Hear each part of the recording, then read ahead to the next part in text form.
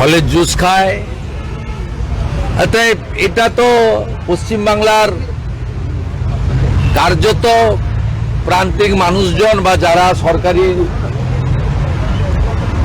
School নির্ভর তারা পাঠাচ্ছে না, তো এর নিজের ঘরে যতক্ষণ না অনুভূতি হচ্ছে ততক্ষণ তো সংবেদনশীলতা বা দায়িত্ববোধ কোনোটাই জাগ্রত করা সম্ভব নয়।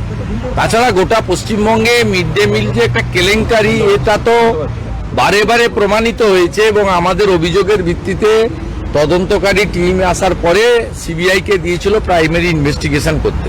তার মধ্যে ভোট ঘোষণা হয়ে যায়। আমি আবার ধর্মেন্দ্র প্রধানজিকে ওই বিষয়টা তুলব যে মিড ডে মিলের সিবিআই তদন্তের অগ্রগতিটা কি।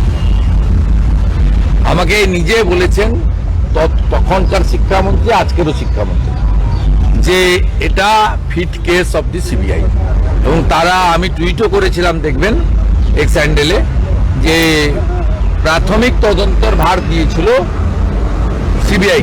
এবারে প্রাথমিক তদন্ত শেষ হয়েছে কিনা, শেষ না হয়ে থাকলে তাড়াতাড়ি তদন্ত কমপ্লিট করা, এবং মিড ডে মিলের দুর্নীতির সঙ্গে সরাসরি মুখ্যমন্ত্রী নিজে যুক্ত। মুখ্যমন্ত্রী যুক্ত এই কারণে, মুখ্যমন্ত্রী যখন হিঙ্গলগঞ্জে গেছিলেন কম্বল বিতরণ করতে 2023 সালে, সেই সময় তিনি মিড ডে মিলের টাকা থেকে উত্তর চব্বিশ পরগনা প্রশাসন 1,80,00,000 টাকা দিয়ে তার মিটিং এবং কম্বল কেনার ব্যবস্থা করেছিল। মুখ্যমন্ত্রী যখন 2022 সালে রামপুরহাটের বকটুইতে গিয়ে ক্ষতিপূরণ দিয়েছিলেন, সেই ক্ষতিপূরণের চেক রামপুরহাট 2 নম্বর ব্লকের জয়েন্ট বিডিওর সই করা মিড ডে মিলের অ্যাকাউন্টের চেক ছিল। মুখ্যমন্ত্রী যখন নেতাজি ইন্ডোর স্টেডিয়ামে করমণ্ডল এক্সপ্রেসের আহতদেরকে 20,000 টাকা করে চেক তুলে দিচ্ছিলেন অনুষ্ঠান করে, পাবলিসিটি করে, সেই চেকগুলো ভগবানপুর 1 নম্বর ব্লকের মিড ডে মিলের টাকা থেকে। এই দুর্নীতির সঙ্গে সরাসরি মুখ্যমন্ত্রী নিজে যুক্ত। তাই আমি বিষয়টা তুলে ধরব। আজকে যে ঘটনার পরিপ্রেক্ষিতে এতগুলো কথা বললাম, আমি অনুরোধ করব মিড ডে মিলের যারা সরকারি আধিকারিকরা কন্ট্রোল করছেন বা শিক্ষক শিক্ষিকারা পরিচালনা করেন, দয়া করে একটু যত্নশীল হন। আপনাদের ছেলে মেয়েরা, আপনাদের বাড়ির ছোট্ট ছোট্ট শিশুরা, তারা কেন্দ্রীয় বিদ্যালয়গুলিতে পড়ছে, প্রাইভেট স্কুলগুলোতে পড়ছে, সেখানে তাদেরকে দামি দামি টিফিন, লাঞ্চ ইত্যাদির ব্যবস্থা করা হচ্ছে, হাইজেনিক খাবার দেওয়া হচ্ছে। দয়া করে এই ছেলে মেয়েগুলোকেও নিজের বাড়ির ছেলে হিসেবে মনে করে একটু দায়িত্বশীল হন।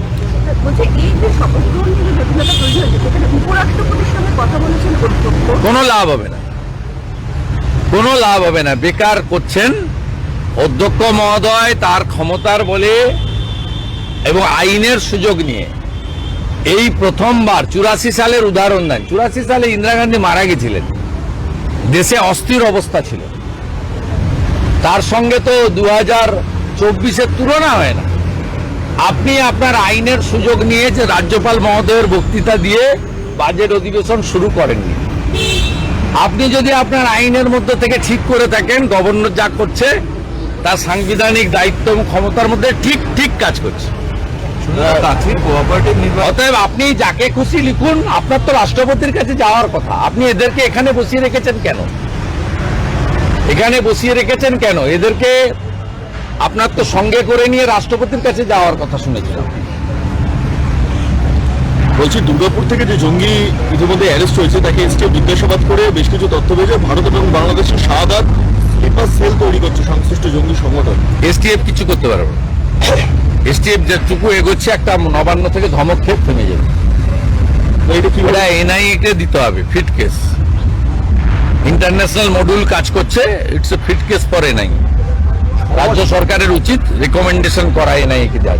6 বছর ধরে হাওড়া পুরসভার ভোট হচ্ছে এবং 15টা পুরসভা আছে যাদের দীর্ঘদিন ধরে ভোট ডিউ হয়ে রয়েছে, এবং মুখ্যমন্ত্রী গতকাল খুব স্পষ্ট করে দিয়েছেন যে তিনি একসাথে ভোট করবেন, এক্ষুনি ভোটের পথে হাঁটবেন।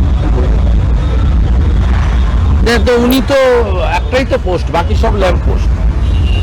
উনি ভোটও করবেন এবং এমন ইভিএম পাঠাবেন যেতে ভিভিপ্যাট নেই। ভিভিপ্যাট ছাড়া ইভিএম যে ফ্রড, তা আমার কথা না, উচ্চতর আদালতের কথা।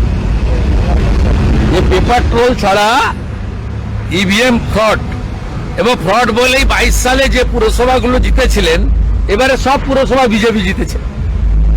কলকাতা পুরসভাতে 54টা ওয়ার্ডে বিজেপি লিড করেছে, এবং মুখ্যমন্ত্রী নিজে তার গরিষ্ঠ ওয়ার্ডে হেরেছেন, তার ভবানীপুর বিধানসভাতে 9টার মধ্যে 5টা কেন্দ্রে। স্বাভাবিকভাবে তিনি ছাপ্পা ভোট কখন দিতে পারবেন, কখন এসডিও ডিএমদের দিয়ে, পুলিশদের, আইসিদের দিয়ে ইভিএম বদলাতে পারবেন, সেদিন তিনি ভোট করবেন। এটা তো বলার কিছু নেই। একটা মুখ্যমন্ত্রী মিউনিসিপ্যালিটির চেয়ারম্যান ওসিআইসিদের ডেকে মিটিং করছেন, ভার্চুয়ালিও অ্যাকচুয়ালিও। এটা কি ওনার কাজ নাকি? এই যে ক্ষমতার বিকেন্দ্রীকরণ, তাহলে পৌরমন্ত্রী কেন, তাহলে পৌর সচিব কেন, তাহলে জেলা শাসক কেন, তাহলে এসডিওরা কেন, তাহলে পৌরসভাগুলোতে, কর্পোরেশনগুলোতে আইএস বসিয়েছেন কেন কমিশনার হিসেবে, ডাব্লিউবিসিএস দের বসিয়েছেন কেন চিফ এক্সিকিউটিভ অফিসার হিসেবে, প্রতিটা পৌরসভা ইও হিসেবে এক্সিকিউটিভ অফিসার। আপনি আপনার নির্দেশ, আপনি মুখ্য সচিবকে, পৌর নগর উন্নয়ন সচিবকে, আপনার কলিগ জুনিয়র মিনিস্টারকে আপনি দেবেন। রাজ্যে 60টা ইম্পর্টেন্ট দপ্তর রয়েছে, 10.5 কোটি 11 কোটি জনগণ, ফেডারেল স্ট্রাকচারের কথা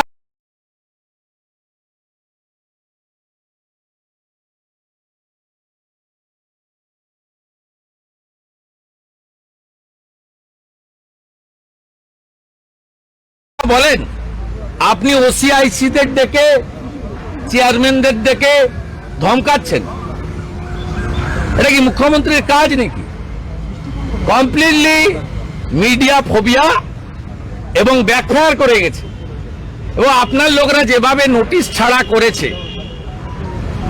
বেহালার লোকেদের চোখের জল, বিধাননগরের গরিব মানুষগুলোর চোখের জল, রামপুরহাটের হকারদের আর্তনাদ, বোলপুরে ওই দুটো বাচ্চা স্কুল থেকে ফিরে বাবার দোকানের সামনে বসে অজর কান্না, এই জলে, এই চোখের জলে আপনাকে ভেসে যেতে হবে।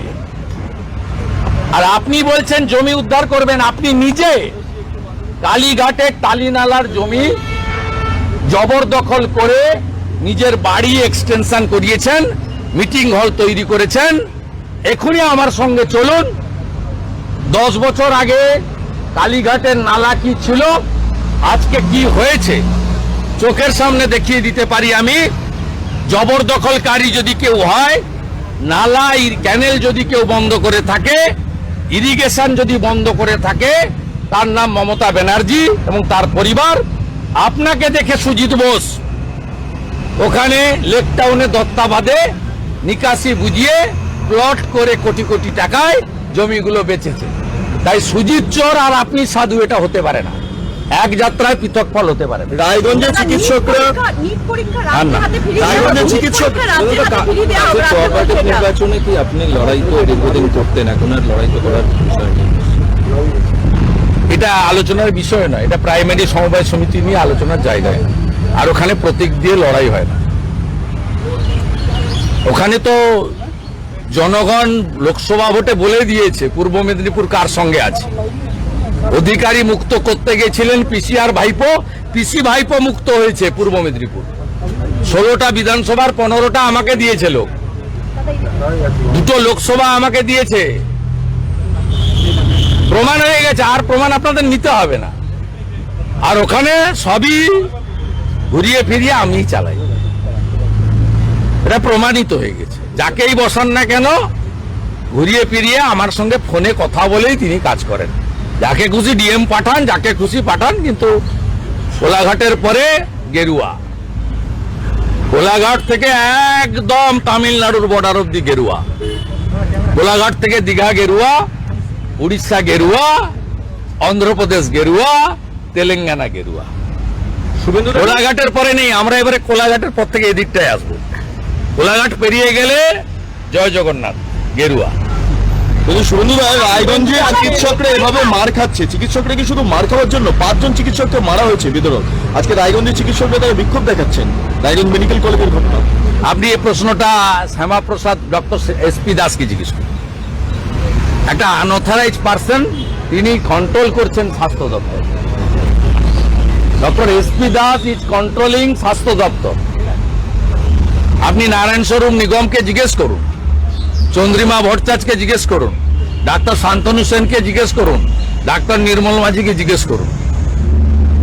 আপনারা জানেন না স্বাস্থ্য দপ্তরটা অ্যাকচুয়ালি কে চালায়। তবে নিট পরীক্ষা রাজ্যের হাতে ফিরিয়ে দেওয়ার আবেদন করা হচ্ছে রাজ্যের পক্ষে। নিট পরীক্ষা রাজ্যের হাতে ফিরিয়ে দেওয়া হবে। নিট পরীক্ষা পরীক্ষাটা রাজ্যের হাতে তো উনি অনেক কিছু চেয়েছেন, ওই ন্যায় সংহিতা চালু করতে না বলেছিলেন, সোমবার দিন চালু হচ্ছে। তো উনি যা চাইবেন তাই হবে, 29টা লোক নিয়ে উনি যা চাইবেন তাই হবে। এনডিএর 300-র উপরে এমপি আছে।